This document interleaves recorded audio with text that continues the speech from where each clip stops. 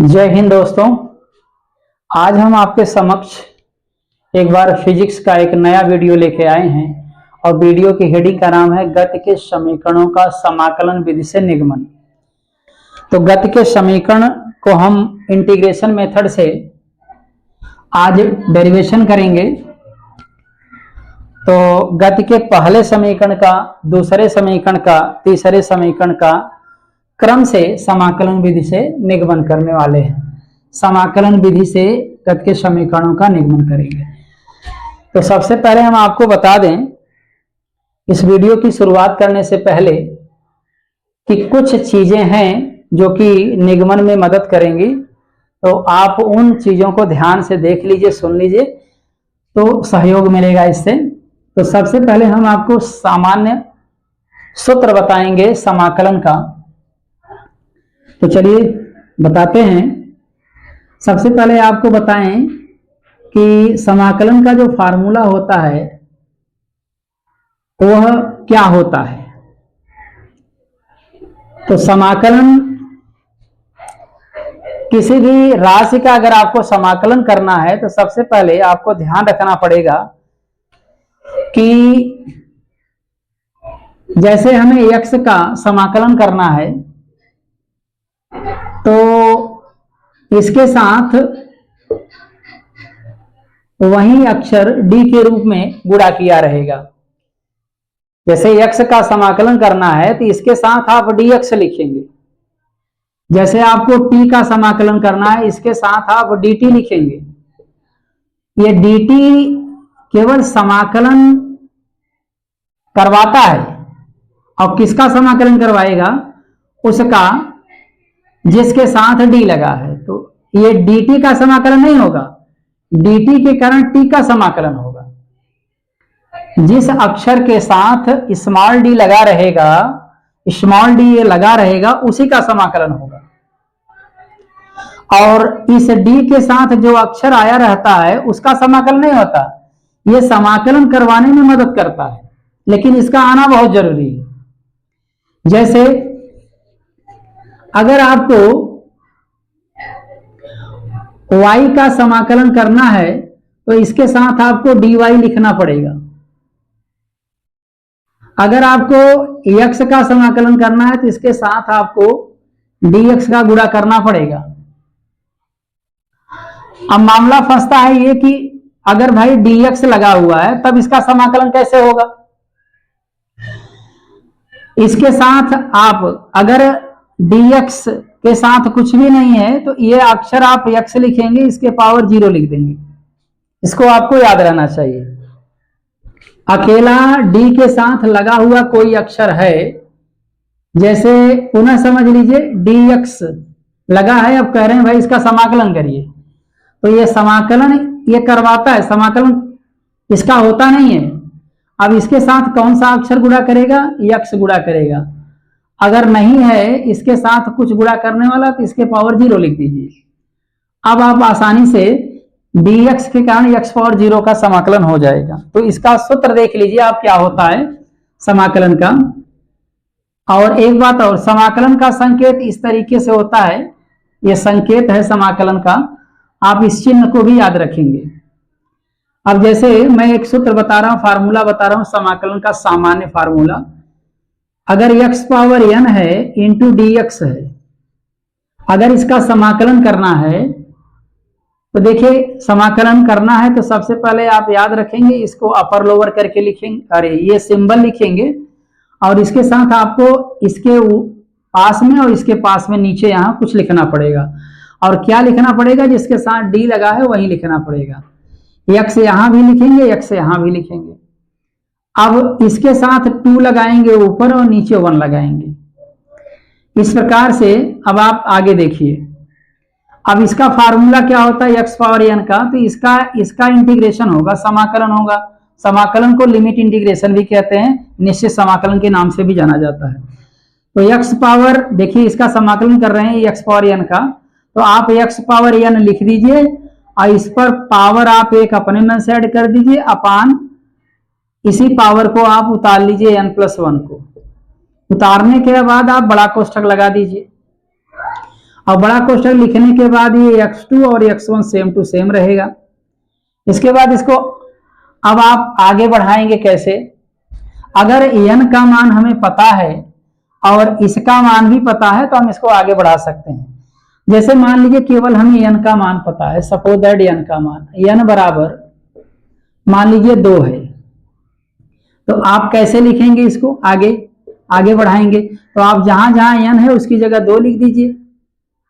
चलिए x power 2 plus 1 और यहां पर भी 2 प्लस 1 हो जाएगा और ये x2 हो जाएगा और ये x1 हो जाएगा।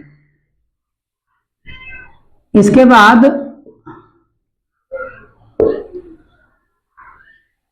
x पावर 3 हो जाएगा अपान 3 हो गया और ये x2 हो गया, ये x1 हो गया।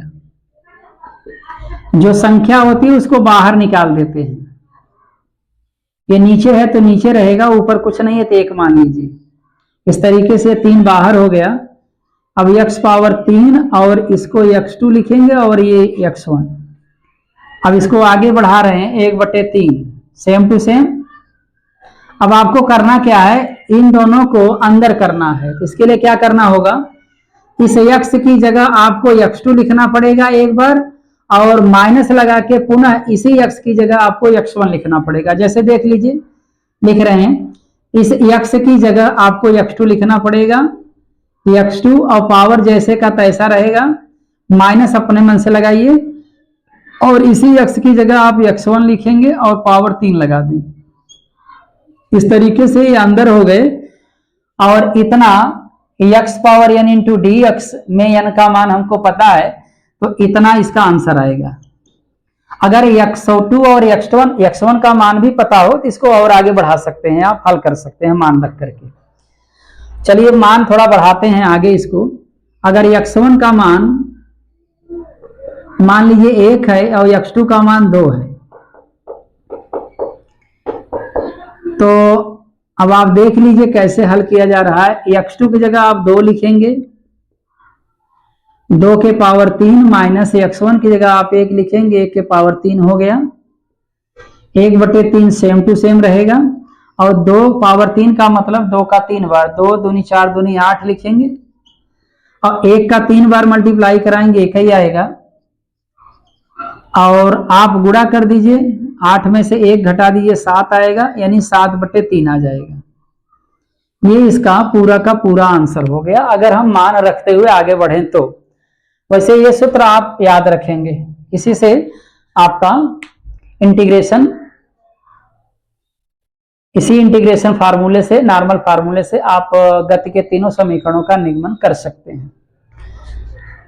अब आप इसको अगर स्क्रीन शॉट लेना चाहते हैं तो आप ले लीजिए।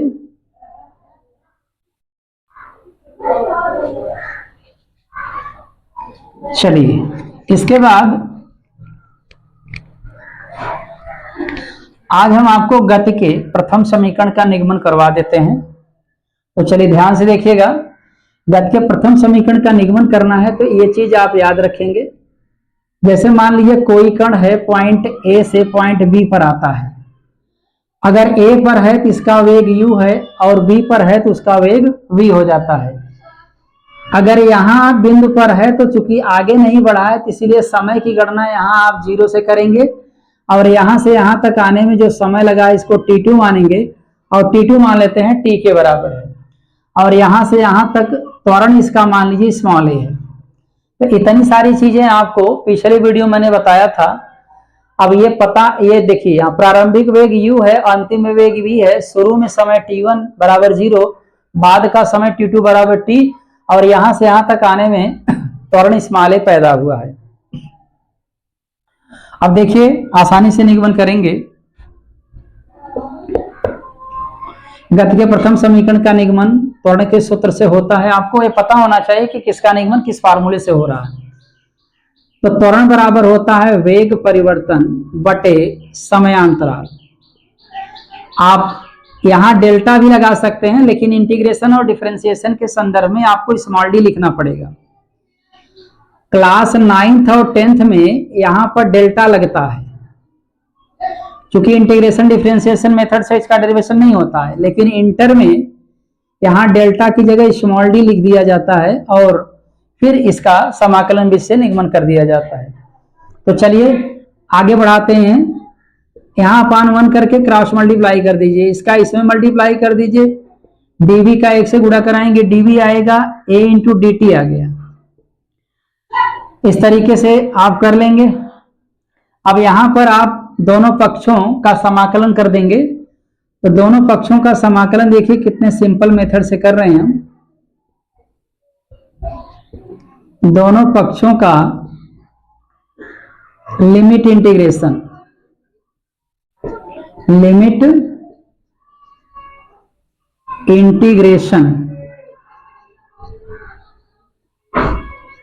करने पर, लिमिट इंटीग्रेशन माने निश्चित समाकलन होता है, दोनों पक्षों का निश्चित समाकलन कर देंगे। तो चलिए समाकलन करते हैं।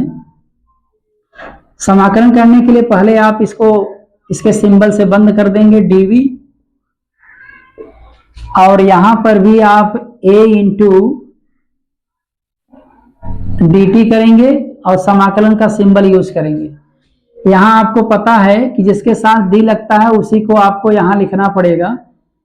ये अंतिम है और ये प्रारंभिक वेग है। ऊपर आप ऐसे भी लिख सकते हैं, आपकी इच्छा हो तो v2 v1 लिख सकते हैं। यह अंतिम वेग है, प्रारंभिक वेग है।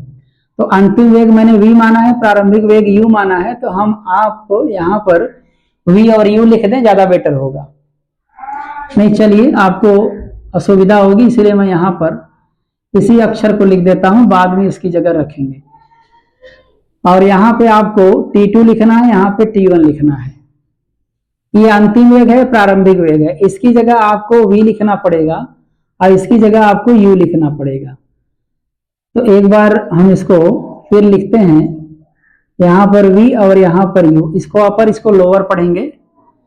और इसके साथ t नहीं है इसलिए इसको बाहर कर देंगे, जिसका समाकलन नहीं होगा इस संकेत से बाहर कर दिया जाएगा dt। इसको T2 लिखेंगे, इसको T1 लिखेंगे, लिख लिया। इसके बाद अब आप देखिए यहाँ पर dv है, dv इंटीग्रेशन करवाएगा, न कि इंटीग्रेशन इसका होता है। इसके साथ कुछ गुणांक नहीं है तो आप v पावर 0 लिख दीजिए यहाँ पर।